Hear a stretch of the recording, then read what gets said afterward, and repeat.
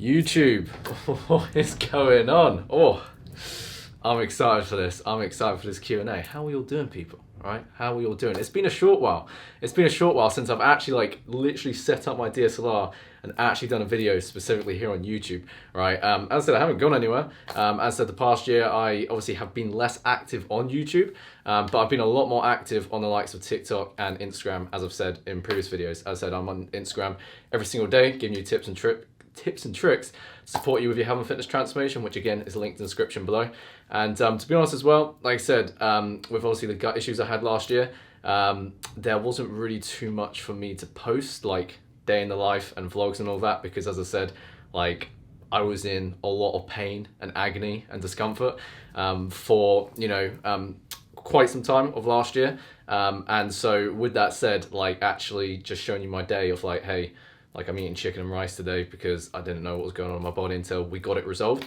And yeah, now we're here now. So we're past that. And obviously I want to thank you for obviously still like giving me continuous support and appreciation. I really appreciate it because as I said last year, helping you guys with your health and fitness transformation is what actually kept me sane during my gut issues last year. But as I said, fortunately, we're past it now. And we're all good. Right, so with that said, today's Q&A, right? As I said, I obviously posted here on YouTube asking you guys questions you wanted me to answer for you. So I'm going to break this down into 4 parts, right? So one is Instagram comments. One is I got a couple Instagram DMs. 3 is I made a video, like a short, announcing that I'm going to be doing Q&A, so I'll be answering questions there. And also I did a YouTube post in the community section here, which I'll be answering questions right there as well. So without further ado, let's get right into the good stuff with the Q&A. So starting things out. So first question here is, what's your favorite muscle to train and why? I'd probably say, if I'm going to be honest, I'd probably say it's my chest, right? Because my chest, as you may tell from my physique, is my strong point. And it's one of those where you may have strong points and weak links where naturally for me, like my strong points, it's easier for me to progress in. Whereas my weaker links, like for example, like I'm much more push dominant than pull dominant. So when my progress begins to slow down, which as I said, it's part of progress in health and fitness. Our progress is non-linear. My pulling movements will always plateau first before my pushing movements. Like I can literally plateau in every single movement, but apart from my chest. Literally my horizontal pushing will always progress because, I don't know, I've just naturally got a stronger chest. So I enjoy training chest for that progression and also like a good chest pump from some bench pressing, push-ups, dips. It's good stuff, man. So for me, it'll be chest. Got a few questions here. So this question here, do you eat anything before going to the gym? Usually real food or protein shakes, protein bars, snack bars? Yes, so obviously I do eat before I go to the gym. When I focused a lot on calisthenics, sometimes I did fasted workouts to be as light as possible. Because when I was doing, the likes of one-arm chin-ups, planche progressions, handstand push-ups, all of that intense work, the lighter I was, the stronger I was. So at times I actually trained fasted and actually saw good results there. Whereas now training gym with obviously a combination of free weights and body weight. And so I do feel like I perform better in a fed state. At the moment, I typically train in the morning. Usually, as I said, in the morning between breakfast and lunch. So I'll have breakfast, give it a couple hours to digest, train, come home, and then have lunch. That's just what works well for me and my schedule, particularly obviously having a lot of clients worldwide with like time zones. So for me, actually being more active in the evening works for my UK clients, US clients, and everyone else because it fits all time zones. So yeah, I do always eat beforehand. So as I said, good breakfast would be typically for me some rice flakes, because at the moment for some reason I don't really digest oats very well. Makes me quite bloated. Some rice flakes, protein powder, pumpkin seeds, berries. Absolutely love berries. Almond butter, some cinnamon, and that fuels me pretty well. Good blend of, as I said, proteins, carbs, fats. Even got my fruit there. If I do train in the evening, What I will usually do, as I said, usually I eat, if it's a snack, 1 hour before training. If it's more of a larger snack or a meal, more so towards 1.5, 2 hours. If it's a snack, I either go with like a simple protein shake, a smoothie. So as I said, put in some protein powder, some fruit, some healthy fats. I'm trying to think what else. Or as I said, I've got my legendary rice cake snack recipe, which is on my Instagram, right? Obviously, you guys, if you're obviously watching my stuff and obviously engaging with my content and messaging me on Instagram, as I said recently, I've literally put together a banana, peanut butter, and blueberry rice cake recipe on my feed. And some of you guys have been absolutely loving it. So sometimes I actually have that pre-workout. So that answers your question with, do I eat before training? Do you have any tips for recovery besides adding protein to every single meal? So obviously when it comes to recovery, obviously your diet does play a big role in terms of your nutrition. Obviously eating sufficient calories and nutrients is important for your body's ability to recover. Because obviously when you work out, you obviously break down muscle tissue. So obviously, you know, during recovery, your body rebuilds it bigger and stronger, and nutrition plays a big part. So it's not just a case of eating sufficient protein to help with your recovery, which is typically 0.8 to 1 gram of protein per pound of body weight, or 0.8 to 1 gram of protein per pound of lean body mass if you're above 20% body fat, let's say. But also, as I said, it's also making sure you're getting enough calories, carbohydrates and fats to support your overall training and recovery. Recovery tips as well, making sure you're drinking plenty of water. So obviously, as a good baseline, like for women, that's going to be about 2.5 liters per day. For men, that's about around 3 liters per day. Water, sleep, 7 to 8 hours of sleep per night, and also reducing stress, mindfulness, meditation. I meditate 10 minutes every day for overall mental health, well-being. So all these things, like a lot of things that play in recovery is not just protein and nutrition, but also your lifestyle and habits as well. So my best advice for that is, I would say, as I said, your nutrition, your water, your sleep, your, as I said, what was the other one I said? Lifestyle habits like meditation, journaling, stress management. Because as I said, stress, cortisol actually increases, as I said, stress hormones in your body, which can actually impact your recovery. If you want to build muscle, lose fat, you want to keep your testosterone, human growth hormone high, and your stress hormone, cortisol, lower, right? Whereas stress kind of like puts it in the other direction, right? What else was I going to say with that? So I said stress management, lifestyle management, and oh yeah, also on rest days as well. Like this is one thing that I made this mistake myself, that again I could see a lot of people making, is still think that you've got to do a lot of work on a rest day. Like I've got to do some HIIT, I've got to do some cardio. Like on rest days are for resting, right? Your body grows during rest, whereas like your workouts, your body actually like stimulates growth. It's actually the recovery phase where you actually like get stronger and support strength gain, muscle growth, and fat loss. God, I'm so excited right now. I'm literally like losing my trail of thought. Let me go back to the question.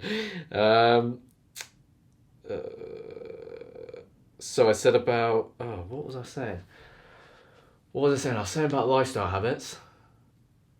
Oh, rest days. Yeah, so keep it light. Like, obviously, if you're doing a HIIT workout on a rest day, that's actually going to impact your recovery, right? The way I like to manage rest days is, as I said, walking. I walk King Alfie, right, my dog, 30, 60 minutes a day. Do some mobility and stretching if I feel I need it. Some foam rolling, as I said, if I feel I need it. But for the most part, on rest days, I just rest, man. You know, and I found that works for me, because in my workouts at the moment with my coach, train full body 3 times a week, and I do quite a bit of, like, I actually do some conditioning at the end of my workouts, which actually has a really good cardio element to it. So I don't feel like I need to do as much on a rest day than I would do before, right? So I hope that answered your question. Rambled a bit there, but how do you organize your training for the week? Is there a leg day or a cardio day or anything else? So yeah, like I said, at the minute, for me, I do full body 3 times a week, Monday, Wednesday, Friday. Each full body session has a different focus, and it's working really well. And as I said, like, instead of thinking like, oh, should I do 4 days a week, 5 days a week, etc., 3 days a week is working really good at the minute. And I think if I did any more, it probably wouldn't work as effectively because I'm also recovering really well. So I'm coming back a lot stronger in my workouts. So that's how I'm doing it. And then, as I said, I told you how I spend my rest days as well. And do you have any tips on how to awake the body right before starting training? Any stretching, any full body warm up, any special song, or just wake it up as you go? So tips for warming up. The main thing with warming up is obviously priming your body to really get ready for the strength work you're doing. As I said, wouldn't complicate it too much. You don't want to be like pushing, like really fatiguing. You want to keep the warm up relatively light, but like enough to prime your body, right? So your warm up can start with some blood flow, whether it's like 5 minutes walk on a treadmill, 1 to 2 minutes of jump rope. If it's colder in the gym, I usually go like the treadmill warm up, but sometimes just get straight into my warm up. So you're going to focus on mobility. So you're going to focus on mobilizing, opening up your joints, supplying blood flow to obviously the working muscles, because again, that's going to increase your performance and reduce injury risk. So starting out with upper body, you also want to do warm up your shoulders. Typically I'll go with like, get the band, literally just get a resistance band. That will sort out most of your upper, like your shoulder warm up needs. Some band dislocates, some band pull aparts. I'll do some wrist warm up routines, which like I learned when I was doing like a lot of like purely calisthenics. Warming up, you're obviously opening up your thoracic, so your upper back, your lumbar spine, your lower back.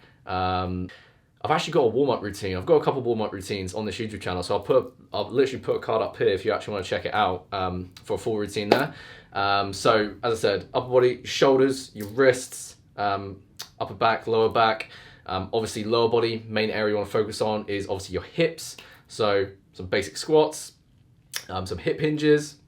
You can obviously do some glute bridges, some hip swings, front leg swings, side leg swings, maybe even obviously warming up your ankles as well. There's a drill called the knee to wall, which is a great way if you struggle with like squat mobility and ankle mobility. What you can do, as I said, with a knee to wall, you can literally like search it. Again, I've even done a YouTube video on it on ankle mobility, which again, I can link up here. That again really helps with opening up your ankles, so it can improve your overall mobility when you actually go into lower body workouts. And then once you've actually mobilized and opened up your body, right? So first part of a good warm up should be blood flow, like I said, with like treadmill or jump rope, then mobility. And then you actually want to like prime your body for your strength sets, right? So for example, whether you're doing a weighted workout or body weight, starting out with a workout, you want to do some warm up sets to ramp up. So if I was doing, let's say I'll start the warm up with some pull ups, whether it's body weight or weighted, I'd do about 3 warm up sets beforehand. So I'd do maybe 10 reps of some scapular pull-ups, 5 reps or so of like some body rows, 3 reps of like a harder body weight row progression, and then if I'm doing pull-ups, I could do like 1 rep of like a chin-up, right? So again, not fatiguing or doing anything strenuous, literally just like priming my body, my central nervous system, so your body's like ready to go when you actually work out. So blood flow, mobility, and then warm-up sets, and you should be all good to go. And as I said, getting some music that pumps you up as well before and whilst you train is obviously definitely a good one as well to consider with what you said. So how long is my training? Does it make sense to give your best in 40 minutes? Does it make sense to spend a few hours at the gym with patience and pauses between exercises? So yeah, I mean, I like to focus my training and clients' training on principles. And when it comes to strength training, the way you build muscle and strength is through progressive overload. So getting stronger over time. Increasing reps, increasing intensity, increasing weight, moving on to harder bodyweight progressions. So with that said, if you want to get stronger effectively in the gym, you need to give your body sufficient rest. Otherwise, if you're not resting long enough, then obviously that's where you're going to build up more fatigue, lactic acid, which focuses a lot more on endurance rather than muscular strength. You see what I'm saying? So my workouts, it depends. If it's a hypertrophy based workout, obviously hypertrophy, high reps, 8 to 12, maybe even 15 reps. That obviously doesn't require as much rest time. Typically with hypertrophy, you're going to rest between 60 to 120 seconds. Whereas if you're doing more strength work in your workouts, like 5 sets of 5, 3 sets of 5, 4 sets of 6, you need about 2-3 minutes rest in between each set of those exercises. And as I said, sometimes I have a strength focused workout, a hypertrophy focused workout, or as I said, depending on what my coach is doing for me, like a hybrid of both, where you can start with like a couple strength-based exercises, and then as the workouts progress, you then get into more higher rep hypertrophy work and even conditioning work and endurance. So it really depends. Sometimes it could be 45 minutes, 60 minutes, 90 minutes. Typically, I don't like to be in the gym like working out more than like 90 minutes, I'd say. If I'm in the gym 90 minutes, it's because I'm doing longer strength work where I need more rest. Because obviously if you're in the gym too long, you kind of got to ask yourself, like, are you either resting too long or doing more work than you actually need to do, right? Because you don't actually need to do as much work as you may think to actually produce like a sufficient stimulus to produce muscle growth, because you also need recovery. So typically it'll be around, on average, for an hour, because sometimes about a bit less, sometimes it's a bit more. So I hope that answers your question. How do you stay motivated? How to start again after a long break? How do you stay motivated? How do I stay motivated? So, I mean, I can frame it to me and then obviously frame it on how it can help you. So how I stay motivated personally, like the word motivation never really kind of, how do I word it? Motivation never really crosses my mind. If I'm feeling tired, a bit lethargic, or if I don't really feel like doing something, I'm not really thinking to myself, oh, I just need to get more motivated, right? I found, like, if you're an OG watching my very first videos back in like JG Calisthenics in the old garage type days, or even the kitchen with a pull-up bar, right? I always, like, as I said, I actually spoke about this principle of like the AIM principle, so AIM, like action, inspiration, motivation, where a lot of people think they need to get motivation, to get inspired, to take action, when in reality it's like action actually then creates inspiration, which creates more motivation. So for me, I don't really think like, how do I get motivated? I'm just thinking to myself, like, what's the next best action step to take? Do you know what I mean? So if I don't know, I think when it comes to taking action, it's all about habits, and the more you repeat a habit over time, positive or negative, the more habitual it becomes, the more automatic it becomes. And I think because I've been doing it for some time, whether it's working out in the gym, or anything related to my business, my clients, like I just do it, right? It's literally like that Nike slogan, like just do it. And when you actually like focus on just taking action, I made a video on this last year. I literally made a video on this last year on like the brushing your teeth analogy. It's like when you start brushing your teeth, you always finish brushing your teeth, because like you don't want to leave your teeth like half cleaned. Do you know what I mean? You don't want to leave the task half finished. It's like if you've got a work project, right? It's like when you start it, even if it's like you're quite stressed with like a busy deadline, you don't think to yourself, oh, I'm going to stop halfway. It's like when you start, it's like, I've got to get this finished. Because it's like that action creates flow and momentum, right? So you may not feel like going to the gym beforehand, but when you actually get your clothes on, your gym clothes on, that is, you go to the gym, you start warming up, because you're taking action, you're in that flow. It's like, I'm feeling good now, I'm feeling better. When you then work out and afterwards, you feel great, you feel amazing, and you feel even better because you feel so good that you're working towards your goals and you've accomplished something. And then it's like, and I didn't actually feel that great beforehand. So when you use that experience of like completing, like achieving tasks and goals when you previously felt like not doing it, it becomes like automatic, where it's like, oh, like if I can work out when I didn't feel like working out beforehand, I can do it again. And it carries over to all areas of life as well. When you wake up and you feel like hitting the snooze button, well, you're gonna think of that experience where, going to the gym when you don't feel like going to the gym and having an awesome workout is much harder than avoiding the snooze button. So it's like, well, if I could do that, I could just get up right now and just get on with my day. I think a lot of like motivation, you've got to also get clear on your goals. Like specify your goals, like write it down on pen and paper, and why it matters, why you want to achieve the goal. Because when a goal is big, purposeful, and meaningful to you, you just take action. It's almost like instead of like feeling like you're trying to push towards the goal, it's like the goal's actually pulling you towards itself. You see what I'm saying? So it's like when it comes to health and fitness, if it's like, oh, I'm struggling like motivations to the gym, like ask yourself, it's like, what's your goal right now? and you may not be able to like specify it completely, right? But that's fine to begin with, because as I said, like usually a lack of motivation could be a symptom of like having a lack of clarity of your goals. And that's fine, because obviously like understanding that is how you can actually think to yourself, oh, like how can I actually get more specific in my goals to the point where I don't even need to think about motivation, right? So like write down your goals. Like let's say your goal is, okay, I don't know, like obviously you guys have got so many different goals. I'm trying to like think of one as an example. Let's just say, oh, I'm on the spot right now. I'm on the spot. Let's say, all right, let's say I want to lose 10 pounds of stubborn body fat and build 10 pounds of muscle mass, right? This simple as that. Right, I want to build muscle and lose fat. Let's say it's like you want to fix skinny fat in that case. And you can start with like saying like, well, you know, how long do I, or one thing you could do, as I said, right? So you specify your goal and you can set benchmarks for yourself of like, what do I want to accomplish in, let's say 12 months. So you start with 12 months, right? And then you reverse engineer. So what do I want my health and fitness to look like in 12 months? And then you reverse engineer of like the benchmark from 12 months to 6 months, 6 months to 3 months, 3 months to 1 month. So you've got benchmarks to work towards. So you're more clear of like, oh, okay, this is what I want to achieve. So when you actually get clear on what you want and what your goals look like, when you can see what your goals actually look like, you're going to get a lot more specific on how you can achieve it. All right. So when you look at your goals, break it down. So you've got clarity of like, okay, like obviously if I want to build muscle and lose fat, I obviously need to get my nutrition in place. I need to obviously understand how calories and macronutrients work.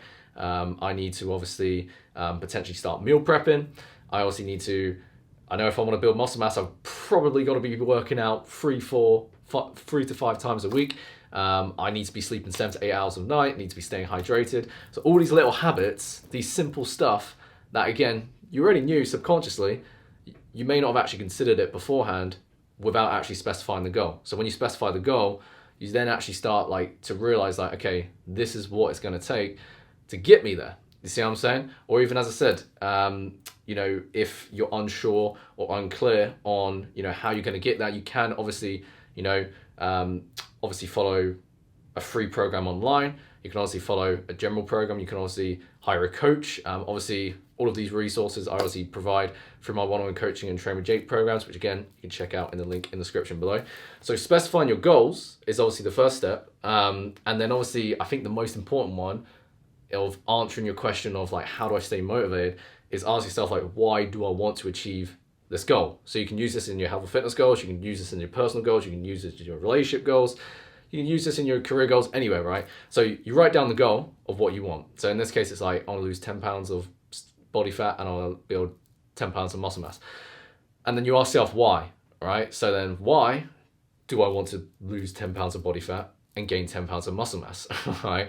And then the answer could be like, okay, I want to lose body fat and gain muscle mass because I want to feel confident in myself, right? I want to feel confident in my clothes. I want to be able to take my shirt off on the beach and feel confident with how I feel and look, because obviously I don't want to feel conscious in my own skin, right? And then when you think of like, this is how I want to feel myself, like I want to be energized, I don't want to wake up tired, I want to have daily energy, be productive at work, maybe, get a job promotion I'm looking for, or business promotion, attracting my dream spouse, dream partner, all these other goals within your health and fitness, and then how you want to look, how you want to feel in yourself, and then how that carries over to all areas of life as well.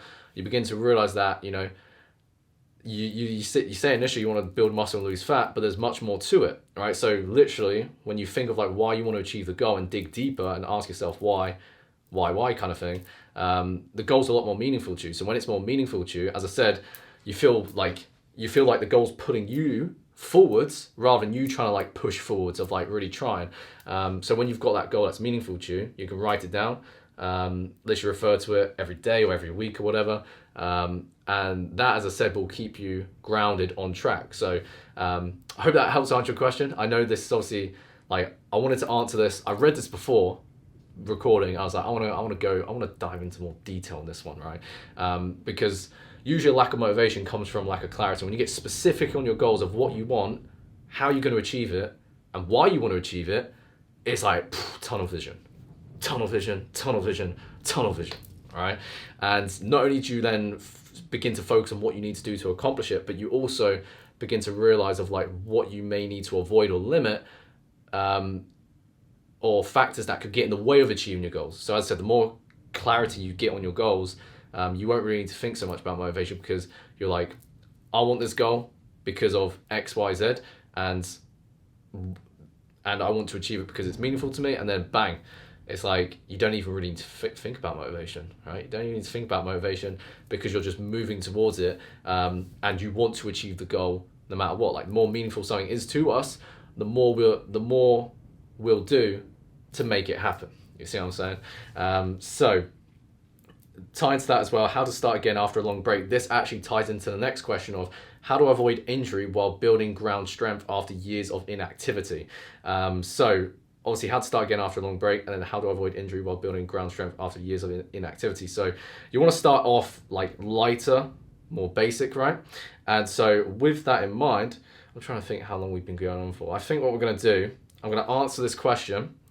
I'm going to answer so like these two questions we're looking at right here, tie them together, and then I'm going to stop this one, and I'm going to make a part 2.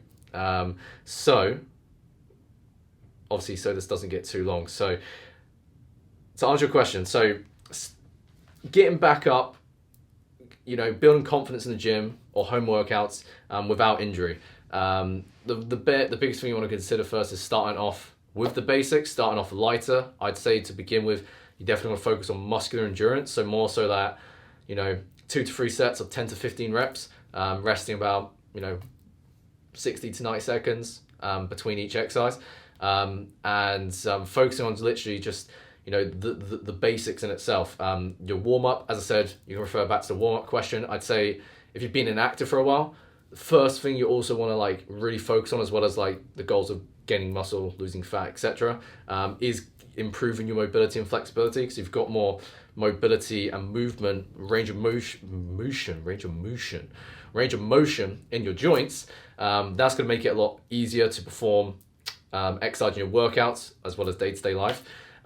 So that naturally will improve your ability to get stronger, build muscle, and lose fat. So really focusing on your mobility, which again, a lot of those warm-ups can actually, like a lot of those exercises to improve your mobility can come in your warm-ups, as well as your strength exercises. Again, I've got plenty of resources on this YouTube channel. So again, feel free to comment below, like comment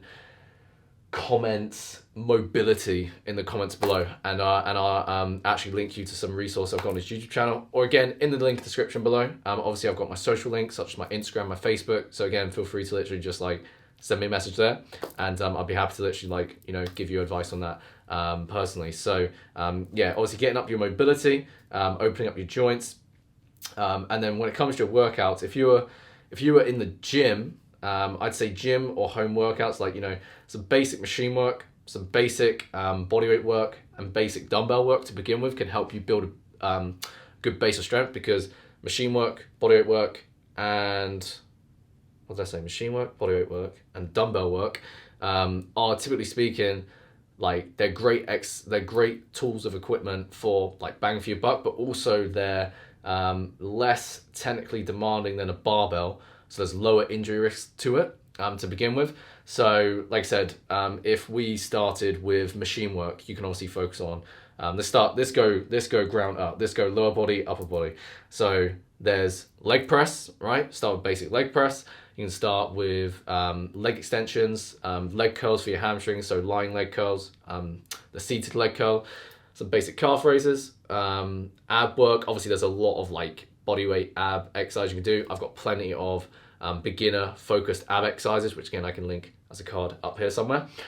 And then for upper body, you've got machine chest press, you've got machine shoulder press, you've got cable row, you've got lat pull down. So you've also got, you know, machine curls, machine tricep extensions. I'm trying to think. So when you focus on that for machine work, obviously dumbbell work, like instead of going straight into the gym, like throwing a heavy barbell on your back, you can start with a bodyweight squat, or literally a goblet squat, so having a dumbbell by your chest like this. Instead of going straight into a deadlift, you could do a basic dumbbell Romanian deadlift. Obviously you can start with basic bodyweight lunges, even as I said, doing lunges with some dumbbells. That's pretty good for lower body, as I said. And then upper body, instead of going straight into like barbell pressing, barbell bench press, you can do obviously dumbbell bench press, a lot easier to learn at the beginning. And obviously seated dumbbell shoulder press, some basic dumbbell row, dumbbell curls, tricep extensions. Just starting off, just like getting your technique in place. And then obviously as you begin to progress in those exercises, obviously body weight work, obviously, I've got my full like bodyweight workouts and exercises and tutorials on this YouTube channel as playlists, which I'll link in the description below.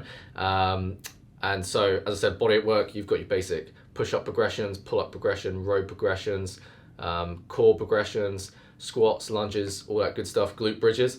And so focus on like those 10 to 15 reps, for example. And then as you get stronger, build up that base. You can stick to it for as long as you'd like for it to work.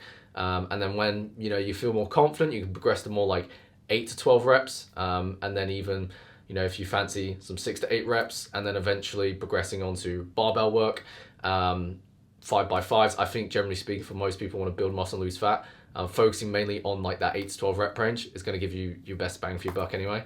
But I think if you focus with the basics, as I said, when you actually focus on increasing the intensity through harder bodyweight progressions, increasing the reps and the weight of machine work, and increasing the weight of dumbbells, like sometimes the jumps, like going on to the next weight, is naturally going to bring your reps down anyway. So as you increase the weight, it may get to a point where instead of working within 10 to 15 reps, you may be now working towards 8 to 12 reps. So you're increasing the intensity just gradually without consciously thinking about it so much. You see what I'm saying? So as I said, I hope that answers your question of like working into things basically like that in the most efficient way. And obviously if you want like specific support and guidance with this, taking the guesswork out for you, and also having a training program tailored to your goals and needs to help you achieve the best results of your transformation. Again, one-on-one coaching is obviously linked in the description below for you, right? So as I said here, I don't think I've ever done a recording of up to 30 minutes in one clip here. So literally, as you saw, it got cut off after 30 minutes. So what I'm going to do, I've obviously got a few more questions. So we're going to wrap up part 1 here and do part 2 in the next clip, right? So again, hope you guys have enjoyed this video. Drop me a thumbs up if you're getting value from this video. Comment. Give me a flex emoji or a fire emoji if you gain value from this Q&A live or Q&A video, as in the comments below. And as I said, my Instagram, Facebook, obviously I'm posting on there every single day at the minute to support you with your health and fitness goals and your transformation. So again, feel free to hit me with a follow, say what's up, send me a message saying you've come from this Q&A, and I'd love to interact with you from there, right? So yeah, like I said, this is Q&A. This is Q&A part 1 done. Q&A part 2 will be coming right after this. So with that said, I'll catch you in a bit.